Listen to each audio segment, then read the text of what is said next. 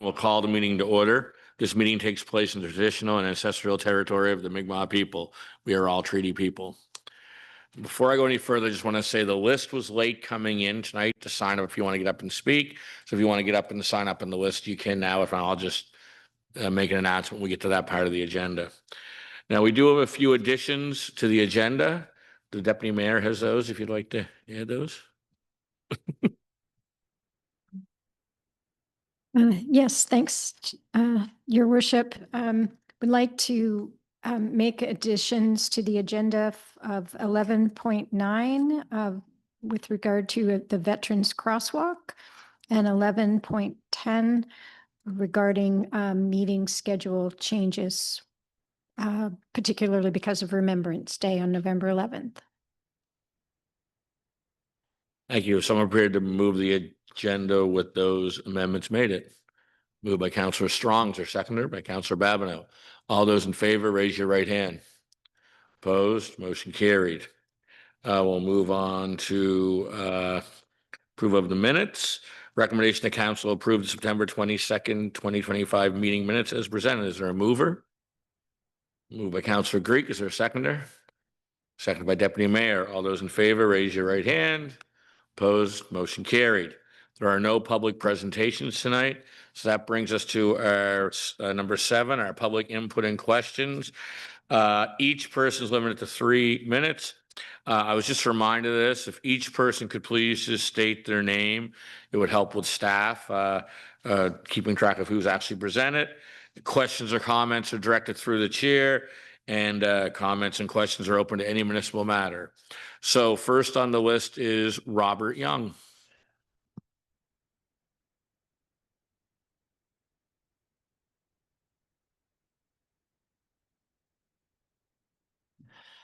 Robert Young from Dufferin Street.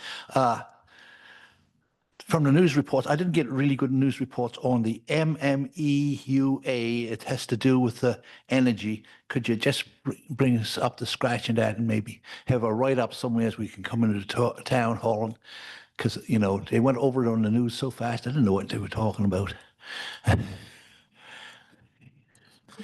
Through you, Chair, yes, we can have a write-up, but a briefing on it is the Maritime Municipal Electrical Utility Alliance. It's an alliance of 9 electrical utilities across Atlantic Canada that knowledge share, that share best practices, as well as strengthening opportunities for grant funding or enhancements to our electrical utilities. So it's more of a group of dedicated electrical utilities trying to find best practices and make ourselves better, but we can provide more documentation as it relates to that. Yes. Okay. Does it provide green energy or only green energy, or is it a mixture of both? Through you, Chair, if you don't mind, I'll just continue. It's a mix. So it really depends on what each utility wants to do. But if there's funding available for greening infrastructure, if there's funding available for diversifying like water heaters or heat pumps, everything from smart meters that we might be able to partner with Mahone Bay or Berwick or organizations that are sharing in same practices that are going forward. Those are the types of things we look at, as well as green energy. One of the key pillars of the alliance is actually climate resiliency and green energy. So it is something that's embedded in their discussions. What comes of it is dependent on what each utility needs and how we can share across. Okay. Will we be getting all our energy through them? Currently, right now, our agreement is with Nova Scotia Power. This is an alliance of members of electrical utilities. Right. We have to look at it from what our service agreement has with Nova Scotia Power. And that's going to actually be something coming forward to council as to service providers, where we can get energy, whether it's ourselves as renewables, whether it's purchasing power from Nova Scotia Power or a mix of other. This is an open market system, but it all comes back to what our current service agreement dictates. Okay. Now, here's an idea you can kick around. We ran low on money to repair the academy roof, right? Why don't we put solar panels on the academy roof, add that to it, tell the government it's a green plan, and they'll give us some money. Like out on that road in Mahone Bay, the other levels of government paid for over 99% of the cost. That's my understanding, you know. I'd love to see them pay for 99% of the cost of fixing our roof, you know. We'll put the green panels on it and say, okay, give us the money. So you could look into doing that anyways, you know, talk to Dylan Hyde. He knows how to get the money, so I'm told. I never met the guy, I don't think, but I know who he is. And one more thing, which has nothing to do with that. Oh, yeah. Maybe you can put solar panels, geothermal, on all our town buildings and our sewage treatment plant and water treatment plant and on and on and on like that, and keep the money into the town, you know, if we can get good money from the government, if you follow what I mean. One more thing I wanted to ask, I'm not quite clear on, what's the projected cost of the new sewer plant?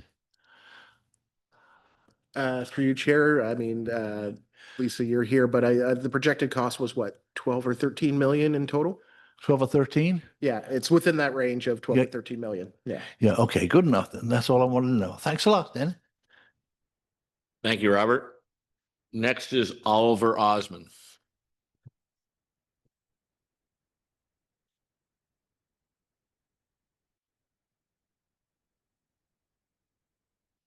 Oliver Osmond at 93 Buena Vista Court, which seems fairly consistently to be misspelled, incidentally, in the material in the agenda package. First of all, I'd just like to say I think it's very good and a sort of indication of faith in the future that we've been discussing endlessly the issue of snow removal at all. The last few weeks, I've been beginning to wonder whether the province is going to turn into desert, but you may eventually get some precipitation and some of it may be white. But we do seem to have spent an inordinate amount of time on a simple issue that affects 7 households, one of whom is never here in the winter anyway. For years, we've appreciated greatly what the town has done. I think it's now 50 years that the town has been ploughing the Canickle Road extension, and 25 that it's been ploughing Buena Vista Court. And we've all been most grateful for what has happened. If what we've had, service we've had in the past could continue, we would all be immensely grateful. But what's become clear to me is that even if the town does continue to do something for us, it's likely to be quite significantly different from what we've enjoyed in the past. And there are really 2 things that have changed. One is the fact that the town now possesses a much larger plough than it used to be.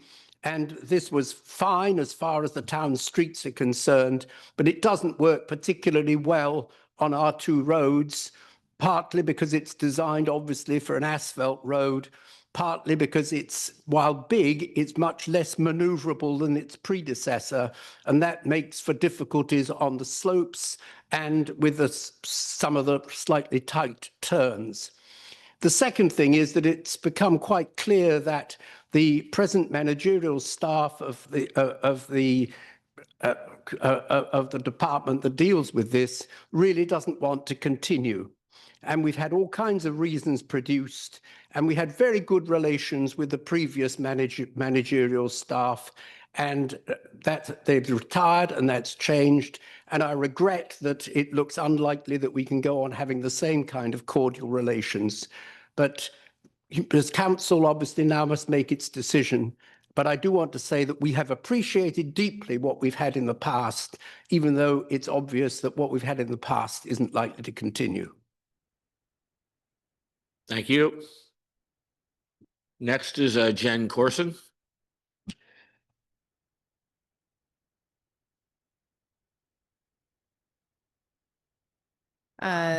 Thank you. Just my comments and questions are about the topic of the Housing Accelerator Fund to be discussed tonight. I just want to mention that I really appreciate the great amount of work that has gone into updating one of the portions of the fund application that the town was successful in receiving funding for.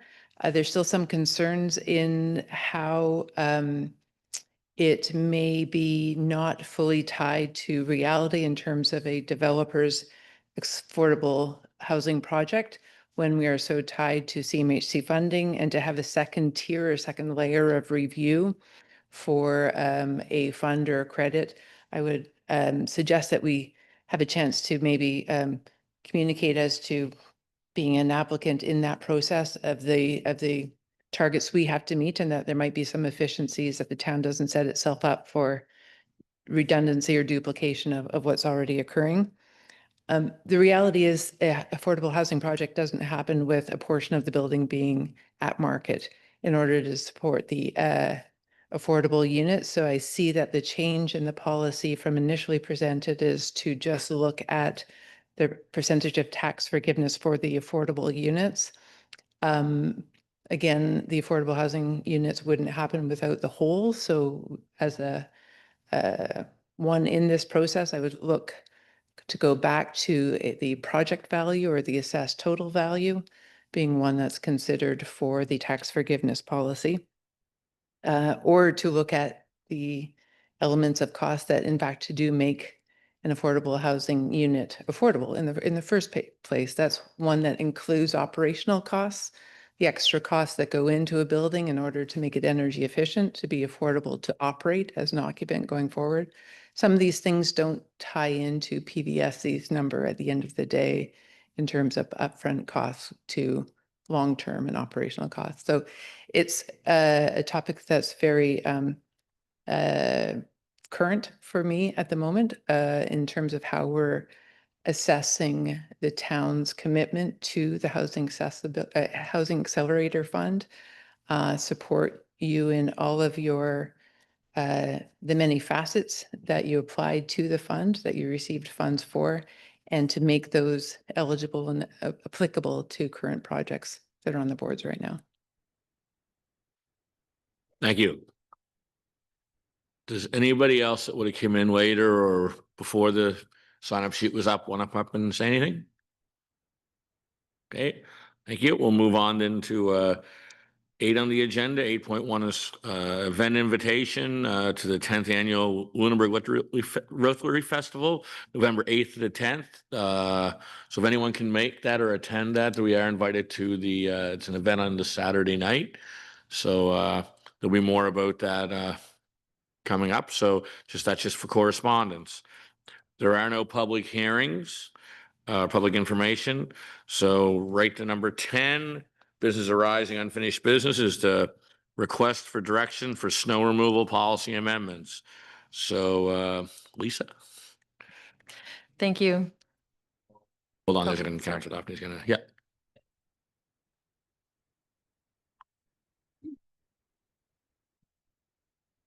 Good.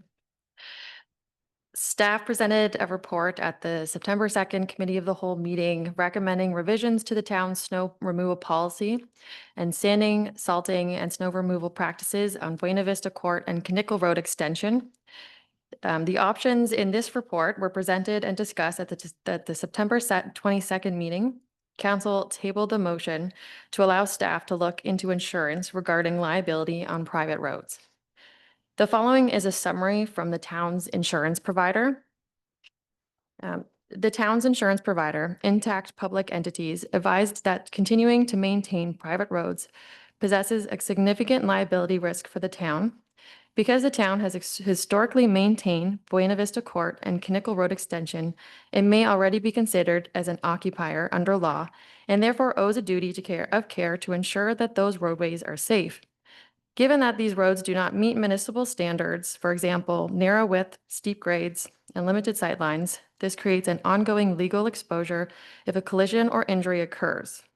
The full response is attached to the report. So staff are now looking for direction on this item. There are 2 options for council's consideration. Thank you very much. Are there any questions for Lisa by council? Councillor Strong. Just a clarification that what I'm reading here is that it makes the town an occupier of the lands, not the, so just for the public to understand that, I think it's kind of critical. But Deputy Mayor. Well, just further to that, I'm not sure I understand the legal ramifications of that designation. I think it explains that it may increase liability exposure for the town, and that we would by default then be have greater responsibility to ensure it's kept to the standard that all of the other roads in town are, and yet it has deficiencies as far as the standard of the road is concerned. So I'm just looking for further guidance from staff as to what that might mean. Yeah, I'll take it. Through you, Chair, because we have been maintaining it as a snow clearing on an all-call basis, it does put us in an occupier situation. Doesn't mean we own it, doesn't mean we're continually maintaining it. It just means we have been maintaining it on an on-call basis as requested. But if you read further into the reports, so basically we're a maintenance crew to clear the snow like a private one would be. They don't have ownership, but they would take on risk and liability and insurance there for coverage of doing the work. And that is where I come back to the insurance company's information here as it comes down to it is like, if we could plan to continue to maintain these private roads, the insurance company is recommending that the roads be brought up to municipal standard before any further services are provided. That you enter into a formal agreement with the private owners that includes indemnification in favor of the town, so that if any liability, anything happens, it's not us, it's on them. And prior to any further maintenance, a thorough inspection should be completed to confirm the roadway is safe for municipal staff and equipment. A long-term plan can then be developed for expected maintenance. So as we have been doing this and as discussed at the last meeting, there should be some more onus on us if we're going to continue to maintain the road in a snow clearing measure, that it should be done as such in a condition that we're satisfied with. But I come back to the number one requirement that is being recommended by our insurance company is that the road be brought up to municipal standards if we wish to continue. That's just their recommendation within this. The concern would be is how, like, I know we've been doing it grandfathered in for 50 plus years in one aspect and 25 in the other. The situation is we're being strongly recommended against continuing this. As a maintenance group, that's where we could step away, whether it's a sunset clause to give opportunity for the roadways to look at it, other opportunities and other maintenance, that's reasonable to consider in this situation, knowing we're coming into the snow season. But coming back to ensuring, if we go through this, it's ensuring that it's tied into all regular maintenance of snow clearing, of salting, of sanding, just like if we were doing it with any other road, to negate or limit the risk that we are taking on within that scope. But that should be clearly defined as to what it is, what the cost is, and what is the expectation as we move forward within this. Does that answer your question, Deputy? I better. Yeah, it's, yes, certainly not. We're being advised that it's best to discontinue the service. I guess it's on the problem for me is that the providing the service is problematic because of the condition of the roads, as I understand it. So it's regardless of how long the practice has been ongoing, the fact that the roads present or become problematic for our staff when they're trying to carry out the work is my understanding of the problem. And so it's difficult to ignore the fact that we're being advised against doing this, and that our staff have pointed out that there are problems in doing this, even though we would like to continue the service for the residents who've enjoyed it for an extended period of time, and appreciate Mr. Osmond's words of appreciation. But just to point out too that this is not the first time this has come up to council. It was pointed out in earlier commentary on this subject that it has come up several times over the course of the practice, and for similar reasons. So it's not this current staff management's sole discretion or advice. It has been raised for the similar reasons, I believe, in the past. So it seems to be a bit of an impasse as far as we're being advised against, and despite the willingness of staff of council potentially to carry on a longstanding practice to benefit a number of citizens. So it's troubling. Thank you. Anybody else have any questions or comments? Councillor Greig. Through the chair, Paul, could you clarify whether, as part of the response, it mentioned that if a crash or collision were to occur, plaintiff's lawyer could point out that the roadway was deficient and hazardous, and that the town may be liable. Would this be for any crash or collision, or just one that would involve town equipment? Through you, Chair, this is where it gets fun. It could be for any. Because to the point of occupier, we are clearing the road. If we don't clear it in a proper way, it's not marked appropriately, it's not meeting, but back to meeting municipal standards, right? Our standards for roads have certain measures that we have to make to ensure we're mitigating risk. In this situation, even though we're checking on it, the roads are not municipals, they're not up to municipal standards. We could still advise and say these things need to be in place. But at any point, even in the on-call situation that it was going on, if anything happened, because we are the designated hired party to do the work, liability would still fall on us, because did we do our due diligence? Were we clearing it enough? Did it meet the standards? And that's why even if you were to move forward, it was recommended it was be put into our standard maintenance practices so that it's cleared like every other road, not on an on-call, to negate or at least limit the risk at that point for those on-calls. Now, and I will also note that there's only two pieces of equipment that town staff have that can actually be worked on those roads, and that's the loader and that's the sidewalk plow. So those are two valuable pieces of equipment, especially to downtown here and all the sidewalks in the community. So if anything were to happen to those pieces of equipment while out there, if it was in the general maintenance and upkeep, that's one thing. If it was on the on-call and something breaks, you're being really reflective as to how do you manage the situation with our roads here. And maybe Ms. Kendall can clarify, if those pieces of equipment were to break down, how would Public Works manage? Yeah, I mean, both of those pieces of equipment we only have one of each, so there is no spare piece of equipment. So just keep that in mind.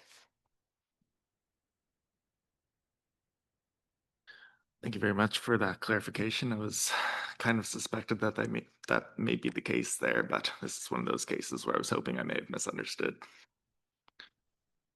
Any other comments or questions? Councillor Babineau? Can someone maybe touch on what our liability is when it comes to clearing our roads that are up to municipal standards? So if somebody were to get in an accident on a road that was up to municipal standards that we had cleared in the wintertime, does that liability fall on us as well? Through you, Chair, liability would always fall to us in some level and fashion. It comes down to what is our street inspections, what are they done, how are we maintaining them, and what are our records? Having appropriate records and strengthening within that process helps us within an insurance situation or a claim. Because if there's a deficiency found in the road that was identified that we didn't repair, or it's on at least schedule for repair, that helps the process. But if we don't have those records, which I know Public Works does and keeps an accurate track of, then that puts us into further liability. But at any point, anybody could come to us, and I've just seen this because we are the deepest pockets. It's about, is our records management up to date? Are we maintaining inspections on those roads? And do we have a plan to repair those in the future? That usually negates or helps us in the process of. Any other questions or comments? Councillor Fullerton? My concern with all of this is that, staff's recommendation is really clear. And even though our insurer says there are ways we can continue to do this as long as we mitigate our risk and our liability, this particular decision at this time is really bad timing. I feel badly for the residents of these neighborhoods in October being faced with making a decision that is really on short notice. And that's really all I have to say. I'm not sure what the solution is, but I'm not comfortable with that piece of it. There is part of recommendation option 1 is the optional sunset provision, which would give the residents this year to basically search out alternate people, companies to take over the snow removal, because I think because of the steepness and the grid and the width and a whole bunch of things with them roads, there's limited companies out there with the equipment to do it properly. So that's the other thing. I mean, if we were going to stop doing this, I think we should definitely at least continue for this year, give them sort of a 12-month notice, because hopefully we're not going to have any snow in the summer anyways next year, and then they can search this winter contractors and see if there is, people available, because we'd have to know that as well, if there were people available or not. Because I think when it came up 15 years ago when I was on council, one of the main reasons council didn't do it was because they couldn't find anybody at that time to do the one road. So, I mean, obviously we have to make sure those roads are cleared for emergency services. So, again, if we're going to stop doing it, I'd only support it if we at very least did the sunset provision and gave them 1 year, basically grace to find an option. But that is right, and that is in the report that we can look at. So is there any other questions, or is someone prepared to move some sort of recommendation? Chair, just one more point. I just want to bring up on risk liability. In an on-call basis for clearing, fire trucks, ambulance services, what happens if, right? And that's the situation with on-call, and where does our liability jump even further now? In speaking with staff, if there was a situation there, yes, we're going to help our fire department or emergency services access that home, but or that area. But if you're in an on-call situation, who knows what the condition is after X winter or whatever calls we've received. So even in 2 and 7 calls we received last year, I think we were plowing 20 or 30 times throughout the rest of the town. So 1/3 of the plowing measures that were in town would be on those roads. So understand the safety conditions that come into place with that as well, that we have to look at for risk and liability. If we moved the motion for the sunset provision, for example, and then added on the last page, I think, second last page, the part of if Public Works is to continue to perform, and it has the 3 things that we're going to do. We included that into the sunset clause. That would sort of cover, I think, what you have just mentioned. We're not going to do it on call, but we're going to continue to do it for this year and all those other things. I mean, that would be the only way around that, I would think, if we're prepared to make a recommendation at this time. But I can't make a recommendation, so someone else would have to do that. The motion that we made at the last meeting, is that totally off the table now?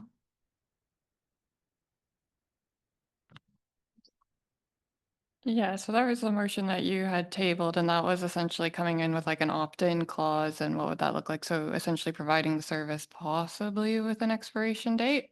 I think after talking to the insurance provider, these motions are a little bit more robust, but if you'd like to take a recess and we can come up with a fresh new motion, always an option.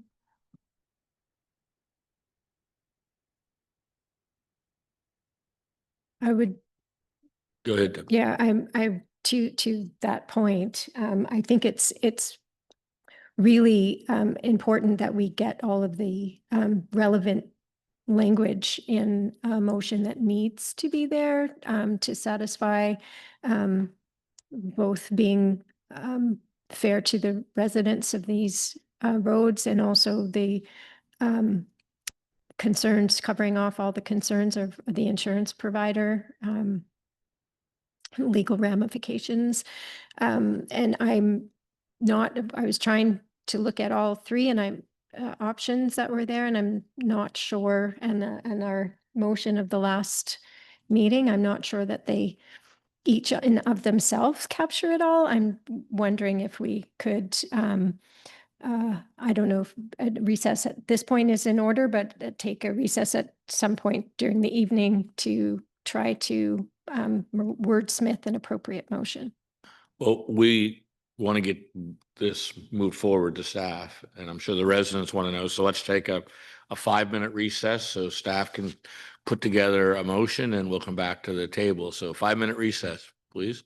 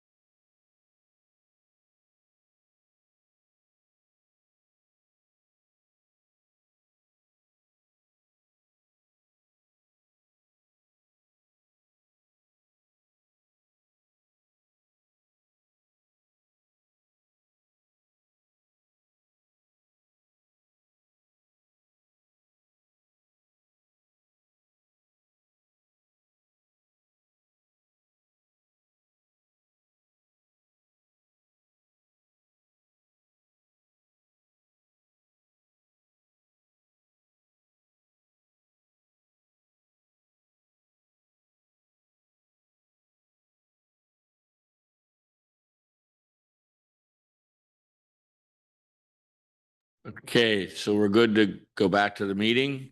And Kayla's going to read out the new motion. So listen carefully and then hopefully someone will be prepared to move that motion. Kayla? Yeah, perfect. So bear with me. This is a bit of a mouthful. I apologize. So that council approved that Public Works continue to provide salting, sanding, and snow removal services for Buena Vista Court and Canickle Road Extension for one additional winter season, the 2025-2026 season, after which the arrangement will end unless renewed by council, subject to the following conditions. 1, service scope. So Public Works will perform salting, sanding, and snow removal only on the roadway surfaces of Buena Vista Court and Canickle Extension, and that the cost of this will be borne by the property owners at cost plus 10%. 2, service method. These private roadways will be maintained in line with the town's standard winter maintenance practices rather than through a call-out process. 3, inspection. Public Works will inspect, typo. Public Works will inspect Buena Vista Court and Canickle Road Extension before the start of the 2025-26 winter season to confirm they remain suitable for service and to document their condition. Any deficiencies or safety issues identified will be reported to the property owners and must be addressed before the service begins. 4, property owners of Buena Vista Court and Canickle Road Extension will indemnify and hold harmless the town of Lunenburg from any and all claims, damages, or liabilities arising from or related to the provision of winter maintenance services on these private roads. 5, no other existing or future private roadways will be considered for inclusion in Public Works salting, sanding, or snow removal operations. And 6, just to confirm what we said at the beginning, this approval shall expire on April 30th, 2026, unless council provides further direction. If anyone has any questions or wants me to repeat any of that monologue, I'm happy to do so. So is someone prepared to move that? No. It's moved by Councillor Strong. Is there a second? By Councillor Fullerton. Any further discussion on the motion? No other discussion? All those in favor, raise your right hand. All those opposed, motion carried unanimously with Councillor Daphne abstaining. Very conflict. Thank you very much, everyone. We'll now move on to 11.1, community member appointments, anti-racism and anti-discrimination advisory committee and accessibility advisory committee. Someone prepared to move those recommendations in front of us? Councillor Babineau? Where are they? Hang on now. Thank you. I move that council approve an immediate amendment to the Lunenburg County Anti-Racism. Oh, no, I'm reading the wrong one. That council appoint Kelly Gowdy to the Anti-Racism and Anti-Discrimination Advisory Committee for a term ending March 31st, 2026. Do you want me to read them both, or should we do them one at a time? I would suggest, because they're different committees, just do 2 separate motions. Okay. It's moved. Is there a seconder? Seconded by Councillor Strong. All those in favor, raise your right hand. Opposed, motion carried. Recommendation number 2. I move that council appoint Linda Mills and Natasha Strickland and reappoint Teresa Alexander Arab to the Lunenburg County Accessibility Advisory Committee for 3-year terms, each ending September 30th, 2028. It's moved. Is there a second? Second by Councillor Strong. All those in favor, raise your right hand. Opposed, motion carried. Now move on to 11.2, Lunenburg County Anti-Racism and Anti-Discrimination Committee Terms of Reference Amendment. Is someone prepared to move that? Councillor Strong? I'm going to move that council approve an immediate amendment to the Lunenburg County Anti-Racism and Anti-Discrimination Committee Terms of Reference to allow any member of the committee, including but not limited to council representatives, to serve as chair. It's been moved. Is there a seconder? Seconded by Councillor Babineau. Any further question? All those in favor, raise your right hand. Opposed, motion carried. There's also 11.3. There's a recommendation that council approve the affordable housing tax relief policy as presented. There's a report there by Kayla. Yeah, thank you. So I'll keep this brief. This policy is coming forward for decision as it was discussed at the September Committee of the Whole, and then Council gave this policy notice at its last regular meeting on September 22nd.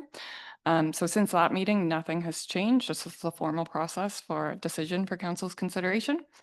But just a quick reminder that this is the policy that provides an incremental property tax credit for a 10-year period for developers who offer at least 3 affordable units or 20% of total units. And that this proposed policy would only apply to the affordable units and not the entire development. And just a reminder that this is a part of our Housing Accelerator Fund commitments. So if anyone has any questions about that, I'm happy to answer them. Does anyone have any questions for Kayla? Comments? So I'm prepared to move the recommendation. Deputy Mayor? Ms. Corson raised concerns about the policy as it's presented here, despite having had reviewed it several times already. Is there any response, Kayla, that you could provide with respect to her concerns? So if I'm just not misunderstanding, I believe what Ms. Corson was suggesting is that, and this was one of the options we had provided. So back when we went to the Committee of the Whole discussion at the beginning of September, one of the options, which I believe Ms. Corson is alluding to, is you would apply the property tax credit to all of the units and not necessarily just the affordable ones. So that is a bigger benefit to developers and definitely an option we could consider to look at it, and it was one of the proposed ones. I would love to check in with Jacob and the rest of the finance team to make sure that that is financially viable for the town, although it was something we had looked around at the staff proposal. So if I'm not misunderstanding what that comment was, that's definitely an option we could explore, and it would be a bigger benefit, a much more visible benefit to developers who are looking to pursue a policy, an incentive like this. So further to that, it was suggested that there were, other things to consider with the development that goes into providing units and affordable units in that aren't just dedicated to affordable units, such as energy efficiency, things that are built in and are therefore come at a cost of the developers and as justification for a larger portion of the development being available for tax relief. I'm wondering, and I perhaps I know we did discuss this previously, or I recall that it was part of our previous discussion, but just for, I guess, further clarification and understanding, these kinds of policies are being developed elsewhere by other municipalities, and is there alignment with what we may have seen elsewhere? So the closest model we've seen to this one is very similar to one that CBRM has implemented about a year ago. So there are other communities that are exploring. I haven't quite seen direct correlation of this property tax incentive and what that looks like. So other communities are looking at more like affordable housing grants, which is a policy or a program we are going to be looking at as a part of the Housing Accelerator Fund. So that would be a direct, if you are building an affordable unit in your backyard or whatever, I don't want to misstep on the land use bylaw regulations, that we would give you a certain credit and there would be a fund dedicated to that, similar to the street services extension, where that is a fund that we could use from the half funding and then it could be topped up. So what this is we don't need a budget. And again, forgive me, finance, for say, we don't necessarily need a budget line that says there will be $200,000. It's a tax credit incentive. So other communities are exploring with it, but it's still pretty new in what this looks like. In terms of like CMHC, their criteria is a lot more rigid than this, and we're trying to make it that we could stack it. So by applying to this program, we want to make it clear you can still apply for your other programs, but we're trying to make ours less rigid. So in terms of not matching exactly what CMHC needs, making it more open. I'm not sure if that answered your question. Okay. Through you, Chair. Just one comment here. Council, if you look to move forward with this, doesn't mean you can't come back and make adjustments and amendments to it if you see uptake or we're getting feedback from others as to what you would look like. And again, you're looking at affordability for affordable units in here in a whole complex. That's what you're trying to benefit and strengthen as a whole. Yes, would a whole tax credit on a whole building be beneficial? Don't disagree with that. But it's a question of how much do you want to reduce on your property tax as an intake when we're really trying to target affordable developments within a building or other source. So you can go as low as, what was it, 3 and up to 20% of a building. So depending on the levels and depending on what you get for stacking or other, it's one avenue as this. We can look at it again if council feels comfortable either with it is, or we can take it back and table it and look at it from another light and come back to you with further updates. Thank you. Yeah, I think with all these policies we're approving with this fund we received, it's all so new to everybody, every community, that I'm sure we're gonna have to review probably all the ones we pass within a year or so and maybe come back and make some tweaks. But I think this is a good start. And I think, you know, if someone's prepared to make the recommendation, we could move forward at this time. Deputy Mayor? Sure, I would move that council approve the affordable housing tax relief policy as presented. Your seconder, Councillor Strong. Any further discussion on the motion? All those in favor, raise your right hand. Opposed, motion carried unanimous. Thank you very much. Now we'll move on to 11.4, rezoning of Salt Meadows. First reading, Mark, you're up. Thank you, Mayor and Council. So to provide a brief summary of the proceedings to date, the proposed rezoning and recommendation on the table is for the rezoning of the Salt Meadows subdivision area, which includes all lots on Wood Street, Wynot Street, and Adams Street, as well as one lot off Morash Lane, from the current medium-density residential use zone, which allows 4 units plus 1 accessory unit, to lower-density residential use zone, which permits 2 units plus 1 accessory unit. Council initiated this process in response to resident concerns raised regarding the density of development and associated issues such as traffic and congestion. This neighborhood has an existing lot fabric that was subdivided under a previous subdivision bylaw and land use bylaw, and staff feel the current allowed density of medium density residential exceeds what that lot fabric can support. Rezoning to lower density residential use would limit future development of dwellings units to 2 per lot plus that accessory unit, bringing the Salt Meadows area in line with the character of the rest of the neighborhood.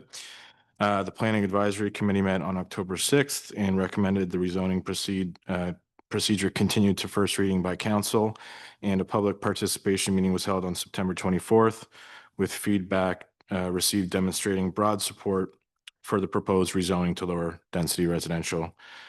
Staff have provided a recommendation for your consideration. Thank you. Thank you. Are there any questions for Mark? Any comments? Is someone prepared to move that recommendation? Councillor Strong?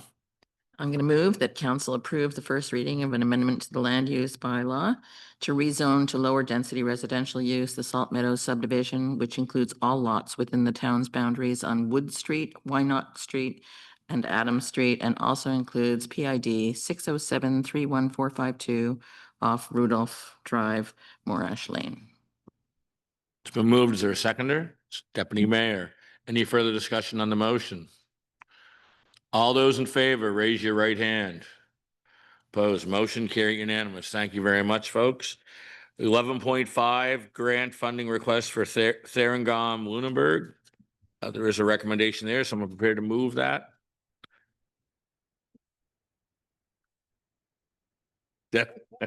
Councillor Babineau? I move that council authorize a cash grant of $500 to Therangam Lunenburg to support their participation in the October 18th, 2025 Chendamelam celebration in Mississauga, Ontario, as part of the Atlantic Canada Ensemble. This moves. Is there a seconder? Seconded by Councillor Greek. Any further discussion?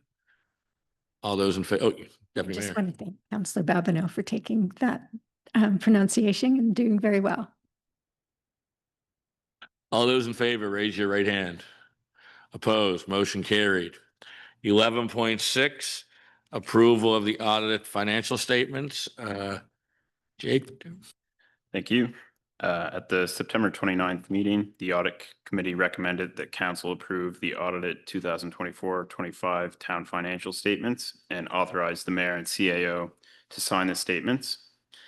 Based on the audit committee's recommendation, the unqualified clean audited financial statements for the fiscal 24-25 year were signed by the mayor and CAO and submitted to the province. The signed financial statements, management letter, and internal control letter with response are included as attachments to this memo. So staff have a recommendation that council confirm approval of the audited financial statements as recommended by the audit committee at the September 29th meeting. Thank you. Are there any questions? Again, just thank you to staff, to our finance department for all the hard work you put in to get the statements in and work on the audit. Again, a great job to all the department heads as well for working with staff, getting them whatever they needed in on a timely fashion. So again, thank you so much. There is a recommendation here. Is someone prepared to move that recommendation? Councillor Fullerton. I move that council confirm approval of the audited 24-25 town financial statements as recommended by the audit committee at its September 29th, 2025 meeting. So moved. Is there a seconder? Second by Councillor Strong. Any further discussion? All those in favor, raise your right hand. Motion carried.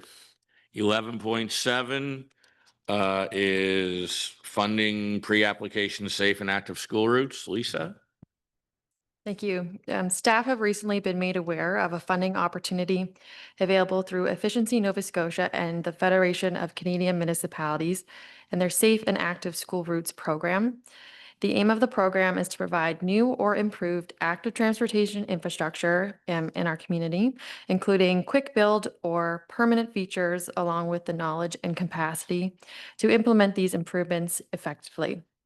The program supports the planning, design, and construction phases of the project. Staff are recommending that a pre-application be submitted on behalf of the town, focused on potentially advancing the capital budget for the upcoming project of the Victoria Road Sidewalk Renewal Project. Potential safety improvements can be included as well for the Green and Victoria intersection and within the one-way section of Green Street.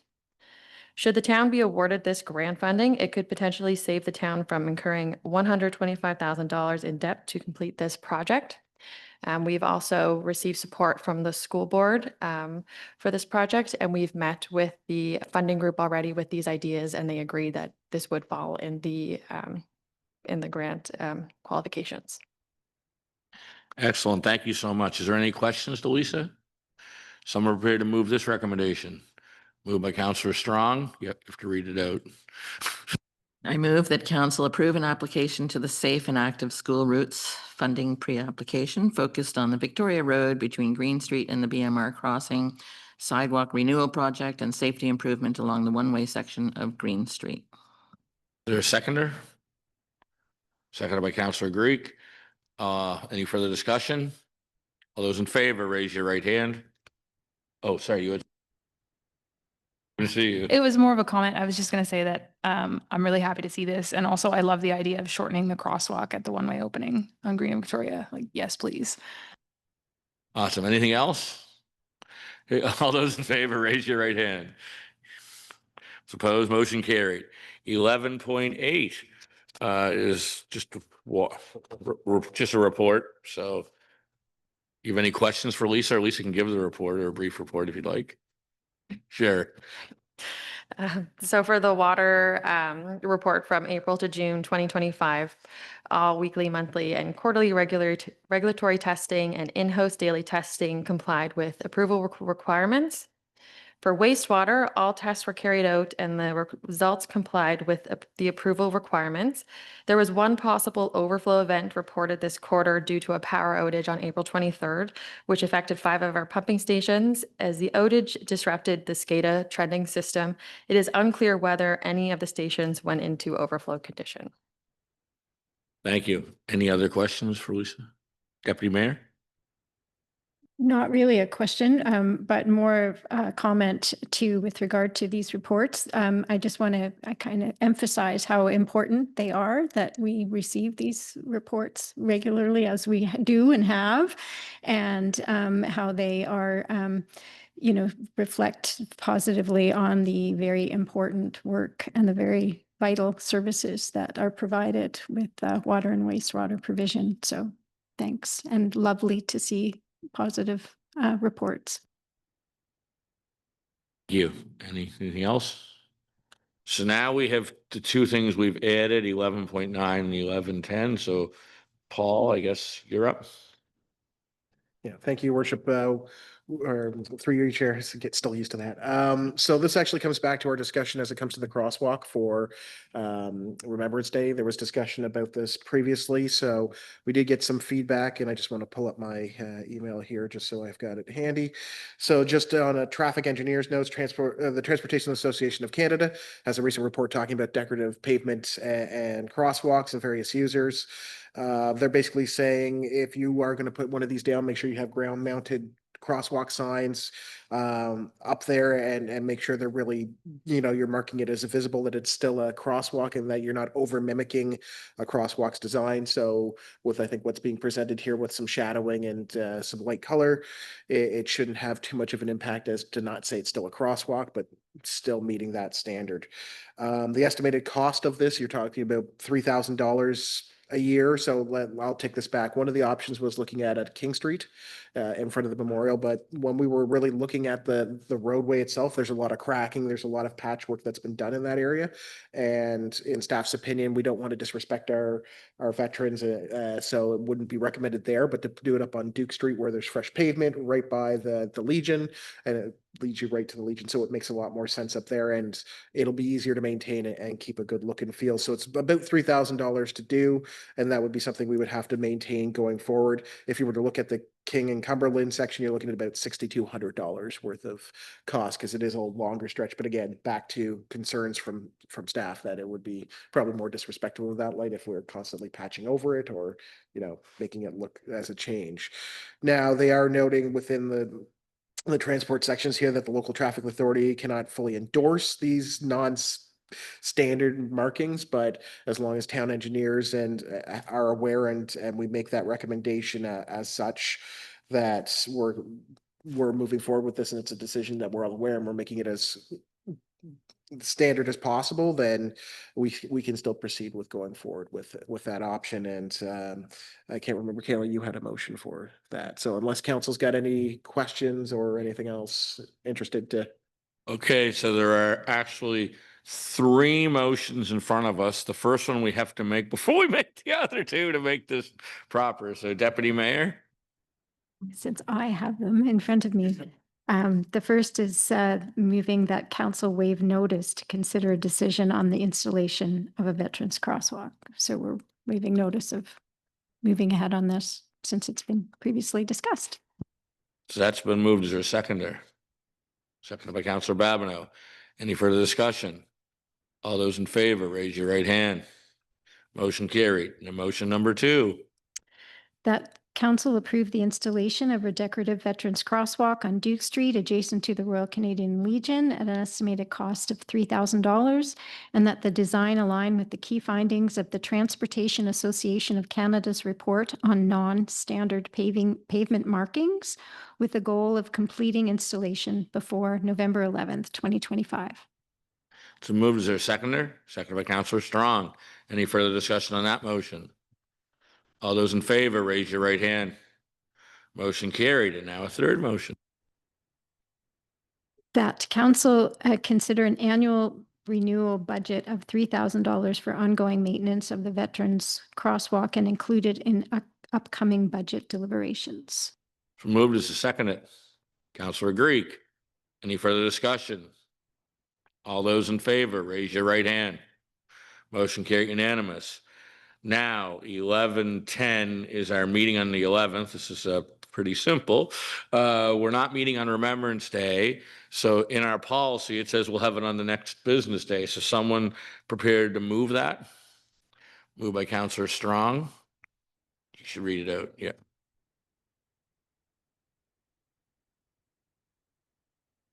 Thank you.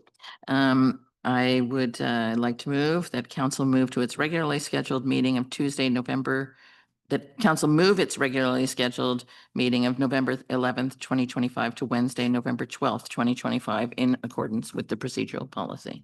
It's been moved. Is there a seconder? Second by Deputy Mayor. Any further discussion? All those in favor, raise your right hand. And we have one more that's not on here anywhere, but we should talk about it quickly. Committee of the Whole is scheduled for the 4th. Most of us won't be here the 4th. That's the start of the NSFM. So do you want to move that to the 3rd so the public knows well in advance that we've moved it to the 3rd?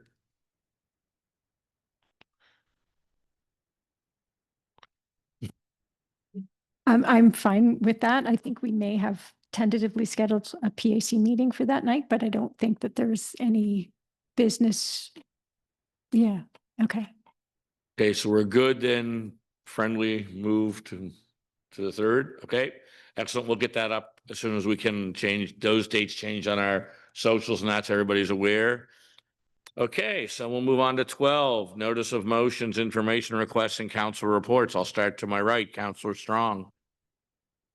I'm not going to go over everything that I've been doing, but of particular note was the raising of the Mi'kmaq Grand Council flag on the day after the day of reconciliation. And it was really beautiful and moving day. And I think probably the most well-attended flag raising we've had on that day. But I am, last week, of course, was a busy week. All of us were at the Fire Prevention Week, and I think the parade was a highlight of my life. But I wanted to emphasize what Christina Potty has, the letter that she sent to us about the upcoming Lunenburg Literary Festival. This is the 10th festival being held in Lunenburg. That's a literary festival, and it's taking place on November 6th to 8th.